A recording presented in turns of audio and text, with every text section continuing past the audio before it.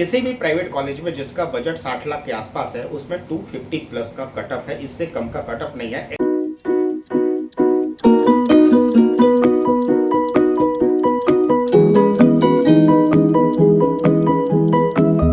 Hello friends, welcome to my career Pathshala. आज के इस उड़ान सीरीज का 9th वीडियो हम लोग कवर कर रहे हैं।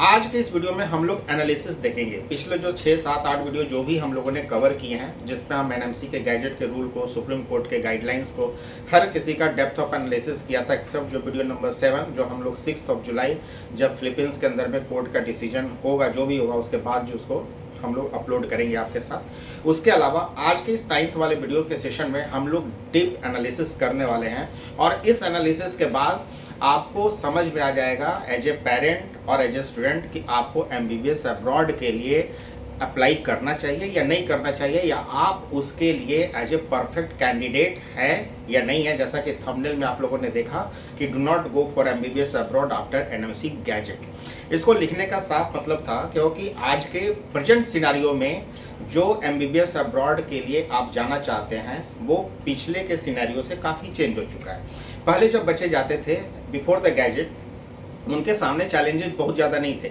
आप कोई भी मार्क्स लेकर के आते थे, कुछ भी क्वालिफाई हो गए, आप नीट क्वालिफाई हो गए, आप चले गए, कोई भी यूनिवर्सिटी आपने सेलेक्ट कर लिया, आपकी बहुत ज़्यादा होमवर्क करने की ज़रूरत नहीं होती थी। बहुत सारे बच्चे करते भी नहीं थे। कम पैसे में सबसे चीपेस्ट यूनिवर्सिटी कहाँ मिल जाए वहाँ पर एडमिशन्स ले लिया। एजेंडा सिर्फ एक होता था कि किसी तरीके से इंडिया में आकर के आप एफएमजी का एग्ज़ाम क्लियर कर लेते थे तो आपको यहाँ पर जो है लाइसेंस मिल जाता था और आप प्रैक्टिस स्टार्ट कर देते थे।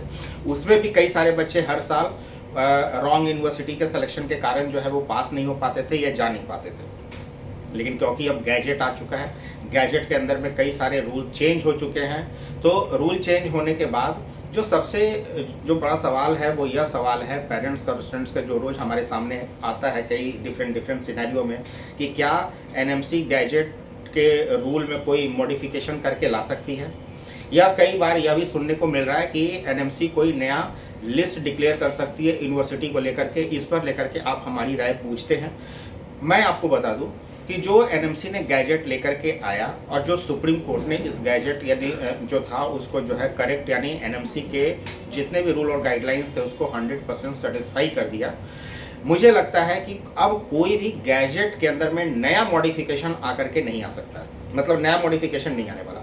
जो गैजेट है एनएमसी का और जो रूल बनाए हैं उसी गैजेट की मोर क्लैरिटी वर्जन आ सकती है, कि जो कंफ्यूजन है उसमें जो वो कहना चाह रहे थे, जो अभी भी आरटीआई के द्वारा या कई सारे ईमेल्स के द्वारा उन्होंने क्लियर नहीं किया है, उसको वो आने वाले टाइम में दे सकते हैं। दूसरा, जो कॉलेज की लिस्ट है, तो मेरा भी मानना है कि आने वाले समय में, अब ये समय कब है यह तो एनएमसी ही जानती है, किसी को पता नहीं है, कि आने वाले समय में एनएमसी जरूर एमसीआई जैसे कॉलेज की लिस्ट आई थी वैसी एक कॉलेज की लिस्ट जरूर लेकर के आएगी। क्योंकि जब 6 अप्रैल को जब उन्होंने अपना नया ड्राफ्ट मेंशन किया था, उसमें जब eligibility of foreign medical students की जब उन्होंने एलिजिबिलिटी वहाँ पे डिफाइन की है, तो उसके पैरामीटर्स में, यानी जब उस कॉलम को पढ़ेंगे तो आपको साफ साफ समझ में आएगा कि देर सवेर आज नहीं तो कल एनएमसी एक लिस्ट कॉलेज की जरूर पब्लिश करेगी, जिस पर उनका होमवर्क चल भी रहा है। जैसा कि हमें पता चलता है कि डिफरेंट कंट्रीज में यूनिवर्सिटी में जाके एम्बेसी के थ्रू वो अपनी होमवर्क लगातार कर रहे हैं। तो अब अगर आपने एडमिशन ले लिया, कहीं भी ले लिया, जिस तरीके से ले लिया, और कल के डेट पे 2 महीने 3 महीने के बाद अगर एनएमसी कोई मॉडिफिकेशन कर देती है या किसी यूनिवर्सिटी की लिस्ट को पब्लिश कर देती है, तो आपका अगर एडमिशन एनएमसी गैजेट के गाइडलाइंस के हिसाब से नहीं है तो आपका पैसा और करियर दोनों खतरे में आ सकता है। तो करना क्या है, ये सबसे बड़ा क्वेश्चन है आज के करंट सिनेरियो में। क्योंकि मैं देख रहा हूँ ग्रुप के अंदर में जो कंसल्टेंट का ग्रुप बना होता है या कई सारे जो प्रमोशन है आपको मैसेज के द्वारा, उसमें अभी भी बहुत सारे ऐसे कॉलेजेज और यूनिवर्सिटी बच्चों को प्रमोट किए जा रहे हैं, बच्चों को दिए जा रहे हैं। जैसे कॉलेजों के पास हॉस्पिटल का इंफ्रास्ट्रक्चर नहीं है, उनके नए फीस डिसाइड होकर के मार्केट में बच्चों को जो है ब्रोशर के रूप में भी शेयर किया जा रहा है। वैसे कॉलेजेज जो स्टैंडर्ड गाइडलाइंस एनएमसी के गाइडलाइंस पे खड़े नहीं होते, वैसे कॉलेजों का भी प्रमोशन चल रहा है। तो जब इस तरीके की चीज़ें चलेगी और एनएमसी को पता, क्योंकि एनएमसी की बहुत ही क्लोज आई आज के डेट में एमबीबीएस अब्रॉड के स्टूडेंट्स पे है, उनको जब पता चलेगा कि इस तरीके की चीज़ें फिर मार्केट में चल रही रही है और फिर इस तरीके से बच्चों को मिसगाइड किया जा रहा है, या बच्चे गलती करके बिना रिसर्च किए हुए, बिना एक ऑथेंटिक सोर्स फाइंड आउट किए हुए कहीं से भी कहीं भी प्रोपगेट हो रहे हैं, तो यकीन मानिए एक बम फिर से आपके ऊपर फोड़ा जाएगा और फिर से आप जो है मुसीबत वाले सेक्शन में आ जाएंगे। तो माई करियर पाठशाला आपके सामने इस तरह के अवेयरनेस वीडियो इसलिए लेके आती है क्योंकि बीइंग अ रिस्पॉन्सिबल कंसल्टेंट और बीइंग अ रिस्पॉन्सिबल गार्जियन, क्योंकि हम लोग अपने आप को गार्जियन और मेंटोर ही समझते हैं अपने लिए, तो मैं सारे स्टूडेंट्स को कैटर नहीं कर सकता। जो स्टूडेंट्स हमारे पास आते हैं उनके एडमिशन प्रोसेस को जो हम लोग कैटर करते हैं, they are in a safe hand, उनको किसी भी तरीके की परेशानी होने की जरूरत नहीं है। लेकिन कई सारे स्टूडेंट्स जो हम तक पहुंच नहीं पाते हैं या लेट सवेर उनको जब ये वीडियो मिलता है या उनके पास जाता है, तो एटलीस्ट इसके द्वारा कई सारे स्टूडेंट्स अपने आप को सेफ गार्ड कर सकते हैं। जैसे फिलीपींस में हमारे जितने भी वीडियो को जिन बच्चों ने देखा होगा या कवर किया होगा, आज वो खुश जरूर होंगे कि कम से कम उन्होंने माई करियर पाठशाला के सजेशन को फॉलो जरूर किया।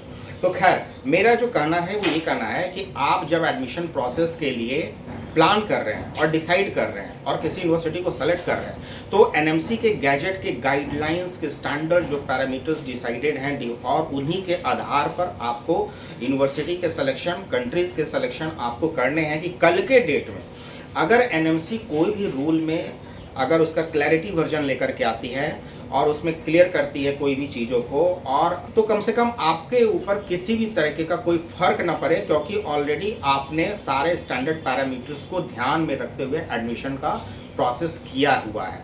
यह बहुत ही इंपॉर्टेंट है आज के करंट सिनेरियो में एडमिशन्स के लिए बाहर के यूनिवर्सिटीज़ में अप्लाई करने के लिए। दूसरा सेकंड क्या है कि आप किसी कंट्री में जा रहे हो तो आज के डेट में कोर्स का ड्यूरेशन बढ़ जाना, या आपका जो है कि बाहर के यूनिवर्सिटीज़ में आप पढ़ाई करने के लिए जा रहे हो तो थोड़ा सा एमबीबीएस अब्रॉड टफ हो गया इंडियन स्टूडेंट्स के कंपैरेटिवली जो यहाँ पे बच्चे एडमिशन्स ले रहे हैं, तो आपको ये कंसीडर करना पड़ेगा, क्योंकि आप बाहर कंट्री में जा रहे हो, आप कम पैसे में जा रहे हो, आप कम मार्क्स लेकर के जा रहे हो, आप मेहनत भी कम करना चाहोगे तो नहीं चलेगा ना कहीं तो आपको पे करना पड़ेगा। तो कंसीडर दिस कि आप एक पेनल्टी पे कर रहे हो कि आपने कम मेहनत करी है या कम बजट में आप कॉलेज लेना चाह रहे हो, तो बाहर के यूनिवर्सिटीज़ में जा करके आपको इस चीज़ को कंसीडर करना पड़ेगा, और जब ये आप कंसीडर करेंगे तो इसमें कहीं कोई प्रॉब्लम नहीं है। अब आज का वीडियो में 3 सेक्शन था। एक सेक्शन तो हमने डिस्कस कर दिया अभी तक कि एनएमसी क्या क्या कर सकती है और आपको क्या क्या ध्यान में रखने हैं। दूसरा सेक्शन है कि जब प्लान कर रहे हैं तो कौन मतलब कैसी यूनिवर्सिटीज़ में या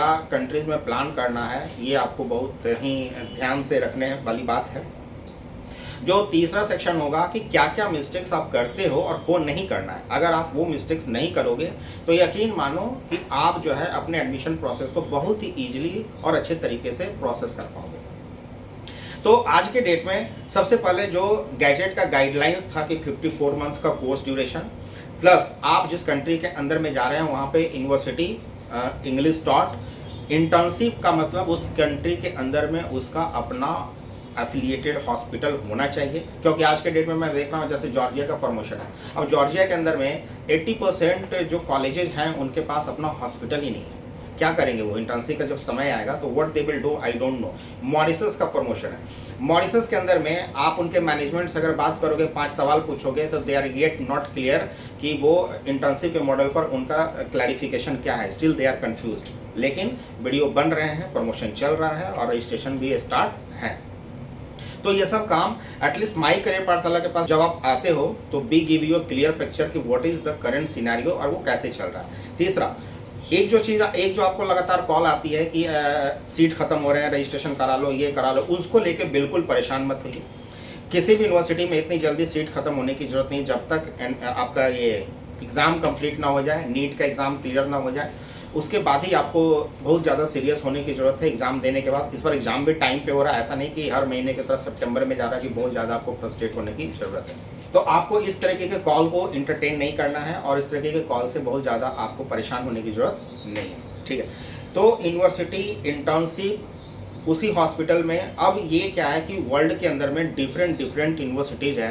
अब सारे यूनिवर्सिटीज़ का कौन सा हॉस्पिटल है, तो एक रिसर्च का काम है और हमारी टीम काफ़ी रिसर्च करने के बाद कौन सा यूनिवर्सिटी आपके लिए बेटर हो सकता है और कौन सा नहीं हो सकता है, ये हम जो है अपने स्टूडेंट्स को प्रोवाइड करते हैं। और सारी की लिस्ट किसी चैनल पर दी भी नहीं जा सकती है, क्योंकि already there are lot of person जो इस यूनिवर्सिटी को प्रमोट करते हैं वो नाराज़ हो जाते हैं, परेशान हो जाते हैं, या उनसे हमारी जो है कहा सुनी हो जाती है, या यूँ कह लो कि बात बिगड़ जाती है। तो इसको लेकर के हम ओपन चैनल पर किसी भी यूनिवर्सिटी, किसी भी कॉलेज को हम एक्सपोज नहीं कर सकते। ये आपका काम है being a parents and being a students कि आप किसी पे ट्रस्ट करते हैं, किसी चैनल को फॉलो करते हैं, आपकी रिसर्च अच्छी होनी चाहिए और आप राइट हैंडेड के थ्रू राइट प्लेटफॉर्म और राइट डिसीजंस और राइट गाइडलाइंस के अंदर में अपने एडमिशन को प्रोसेस करें। तो इस चीज़ों का ध्यान देखिएगा। 54 months of course duration, university English taught. Russia के अंदर में भी आज के डेट में देख रहा हूँ कई सारे बाइलिंगुअल और रशियन यूनिवर्सिटी की वेबसाइट पे भी उन्होंने इंग्लिश टॉट लिखवा दिया है। एडमिशन लेटर पे भी लिख करके दे रहे हैं, लेकिन जब एम्बेसी को मेल करोगे तो बाइलिंगुअल लिख करके भेज देते हैं। ठीक है, तो ये सब भी सीक्वेंस काफ़ी चल रहे हैं, तो इन सब चीज़ों का आपको ध्यान देना है। एक ये सेक्शन हो गया। दूसरा सेक्शन है आज के डेट में चीप इज़ द बेस्ट वाला पॉलिसी खत्म हो गया। अगर कोई भी पेरेंट और स्टूडेंट्स आप 20 लाख के अंदर में 20 लाख के अंदर में बजट फाइंड आउट कर रहे हो, तो आपको 20 लाख के अंदर में कोई भी मेडिकल कॉलेज, हमारी रिसर्च करती है कि कोई भी अच्छा मेडिकल इंस्टीट्यूशंस 20 लाख के बजट में पूरे वर्ल्ड में अवेलेबल नहीं है। अगर आप देख रहे हैं तो आप अपने बजट से निकाल दीजिए, कुछ और प्लान कर लीजिए। Other career, medical career options भी हैं आपके लिए। आप बेकार में वो 20 लाख रुपए भी बर्बाद कर देंगे, कुछ बेनिफिट्स आपको नहीं मिलने वाला है। तो आपका जो बजट है वो भी एक अच्छा होना चाहिए। ऐसा नहीं कि 15-20 लाख रुपए में कुछ भी आप लेकर के चले आए। वो बीते दिनों की बात होती थी कि 10-12 लाख रुपए में किसी भी बाहर के कंट्री में, के इंस्टीट्यूट में 5 साल जो है आपको एक ही चीज़ पढ़ाई दी जाती थी, वापस कर दिए जाते थे, कोई हॉस्पिटल नहीं होता था। तो वो सब एक अलग सेक्शन है, वो बताते बताते मैं भी थक गया हूँ और कितना हर वीडियो में मैं डिस्कस करूँ। अब जो आपको एक और ध्यान देने वाली बात है वो है सब्जेक्ट्स। 19 मेडिकल सब्जेक्ट्स जिस यूनिवर्सिटी में आप जा रहे हैं या जिस कॉलेज में आप जा रहे हैं वहाँ पढ़ाई जा रही है, नहीं पढ़ाई जा रही है। बहुत सारे ऐसे कॉलेजेस हैं जहाँ पे सेक्शन को, सब्जेक्ट्स को कट कर दिया जाता है कई सारे। या आप जो 12 मंथ्स का जो CRMI इंटर्नशिप की बात कही जा रही है, उस इंटर्नशिप के अंदर में सारे सेक्शन और ड्यूरेशन फुलफिल किए जाएंगे, नहीं किए जाएंगे, यह भी आपको ध्यान देना पड़ेगा और उसके हिसाब से आपको डिसाइड करने पड़ेंगे। सब्जेक्ट्स के अलावा एक और जो चीज़ है वो आपको अवॉइड करनी है, छोटी छोटी कंट्रीज, जो कि प्राइम मिनिस्टर मोदी ने भी कहा कि आपको छोटी कंट्रीज में जाने से बचना चाहिए, क्योंकि छोटी कंट्रीज के अंदर में आपको पॉपुलेशन नहीं मिलता, आपको पेशेंट फ्लो नहीं मिलता। छोटी कंट्रीज का मतलब आप you can not consider Bangladesh का पॉपुलेशन इंडिया के, अगर आप डेंसिटी के हिसाब से चेक करें तो बांग्लादेश का पॉपुलेशन इंडिया से भी ज़्यादा है। लेकिन कई सारे अदर कंट्रीज है, रशियन कंट्रीज के अंदर में, जहाँ आबादी बिल्कुल नहीं है, जहाँ कॉलेज अच्छे नहीं है, इंस्टीट्यूट के नाम पे आज भी प्रमोशन स्टार्ट है, वैसे जगह से आपको बचना है और वैसे जगह पे नहीं जाना है। क्योंकि टॉप यूनिवर्सिटीज़ अभी अप्लाई करोगे आप, क्योंकि अभी सेशन है, कई जगह पे ओपन है तो वो जल्दी भरती हैं, तो टॉप यूनिवर्सिटी का एडमिशन मिल जाएगा। लेकिन बाद में भी, नीट के बाद में भी एडमिशन्स आपको अच्छी यूनिवर्सिटीज़ में मिलेंगे, ऐसा बात नहीं है। तो उसके बाद भी आप अप्लाई कर सकते हो अकॉर्डिंग टू योर, कि आपकी प्लानिंग कैसी है, आप किस तरीके से आपका नीट का प्रिपरेशन है, उसके हिसाब से आप अपना डिसीजन खुद ले सकते हैं। अब इसके बाद एक और इम्पॉर्टेंट एलिजिबिलिटी है जो मैं बताना चाहूँगा, शायद कई सारे स्टूडेंट्स को अच्छा ना लगे सुनने में, लेकिन ये रियल फैक्ट है और यह बोलने की हिम्मत सिर्फ हम ही करते हैं हर बार। क्योंकि इसलिए बोलते हैं क्योंकि आपके भले के लिए। देखो क्या है कि पहले जब बच्चे बाहर जाते थे, MCI पास करते थे, कोई क्राइटेरिया नहीं होता था। आज के डेट में जब आप लौट करके यहाँ पर नेक्स्ट 1 का पेपर दोगे तो एक बात तो तय है कि नेक्स्ट 1 का पेपर आपके लिए भी कॉमन है और यहाँ जो बच्चे पढ़ रहे होंगे, जो स्टूडेंट्स इंडिया में पढ़ रहे हैं मेडिकल में, उनके लिए भी कॉमन है। तो आपको क्या करना है, अब वो समय नहीं रहा कि नीट क्वालिफाई किसी तरीके से कर जाए और बाहर के यूनिवर्सिटीज़ में निकल करके एडमिशन्स ले ले। आपको एक बेंचमार्क डिसाइड करना होगा अपने लिए कि आप एक स्टैंडर्ड के हिसाब से उस कैटेगरी में फॉल करते हैं। वो बेंचमार्क कैसे डिसाइड होगा? आज के सिनेरियो में इंडिया में अगर किसी भी प्राइवेट कॉलेज में अगर एडमिशन्स का अगर स्टैंडर्ड कट ऑफ मानूं तो वो ये है कि 250 प्लस। किसी भी प्राइवेट कॉलेज में जिसका बजट 60 लाख के आसपास है उसमें 250 प्लस का कट ऑफ है, इससे कम का कट ऑफ नहीं है। एक्सेप्शन कि वो 1 करोड़ 1.5 करोड़ वाली फीस को हटा दीजिए जिसमें 25-26 लाख रुपए दे करके पेरेंट जा रहे हैं।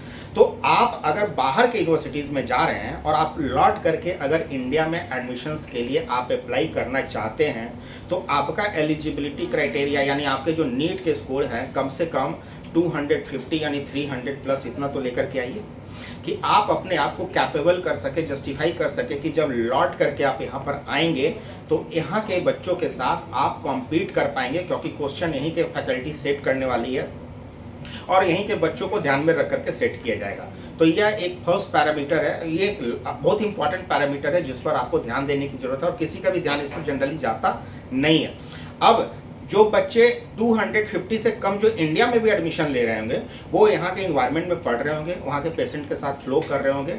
तो आप अगर किसी ऐसे कंट्रीज में जा रहे हैं जिसका इन्वायरमेंट और जिसका एकेडमिक मॉडल इंडियन मॉडल को फॉलो नहीं कर रहा है, तो वैसे कंट्रीज में आपकी मेहनत तो डबल हो जाती है, इससे नकारा नहीं जा सकता।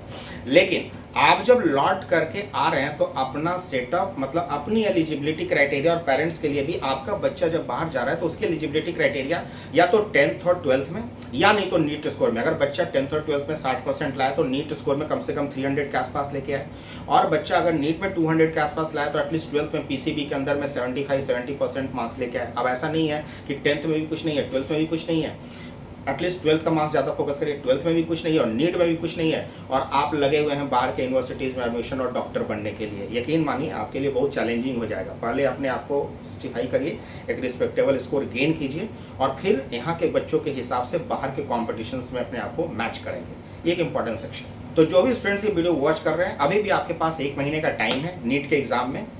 बहुत ही अच्छे तरीके से प्रिपेयर करिए, फोकस करिए, मैक्सिमम टाइम्स अपने स्टडी पे ध्यान दीजिए। अभी बहुत सारा इधर उधर करने का समय आपको मिलेगा। तो ये थे एनएमसी गैजेट गाइडलाइन के हिसाब से और अपनी एलिजिबिलिटी के हिसाब से कि एमबीबीएस अब्रॉड जाना है कि नहीं जाना है। ये सारे बेंचमार्क को जब देखेंगे तो आप खुद डिसाइड कर पाएंगे।